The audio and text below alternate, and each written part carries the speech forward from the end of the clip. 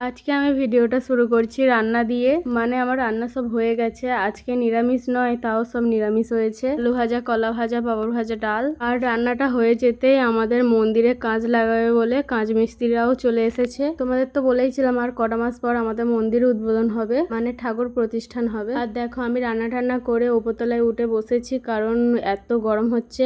Fan চালিয়ে বসে আছি। আর আমাদের ওই যে দেয়ালটা ফ্রেম লাগাবে, ফটো ফ্রেম, ওই জন্য দেখাচ্ছিলাম আমি তোমাদেরকে। আর মিস্ত্রিরা তো পুরো মানে মন্দিরের কাজ স্টার্ট করে দিয়েছে। আর কাঁচগুলোর ডিজাইনও অনেক সুন্দর ছিল, মহাদেবের ফটো দেওয়া, শ্রীকৃষ্ণের ফটো দেওয়া। তারপরে মন্দিরের কাজ ফিনিশ হতেই আমাদের ঘরে ফ্রেমটা লাগাবে বলে সব চলে এসেছে। মানে অত বড় ফ্রেম তো ডিল করে লাগাতে হবে, ওই জন্য এসেছে। পর লাগানো কমপ্লিট। আর দেখো কত সুন্দর লাগছে ঘরটাকে। তারপরে নিচের দাওয়াতে জুতোগুলো রাখার জন্য ডিল করছে। আর রাতের বেলা মন্দিরের ভিডিওটা করেছে, কারণ দিনের বেলা ভিডিও করতে পারিনি। আর মন্দিরটা দেখো কত সুন্দর লাগছে। নিচে হচ্ছে ফাইবার আর উপরে হচ্ছে কাঁচ, আর কাঁচে ঠাকুরের মূর্তি আঁকা।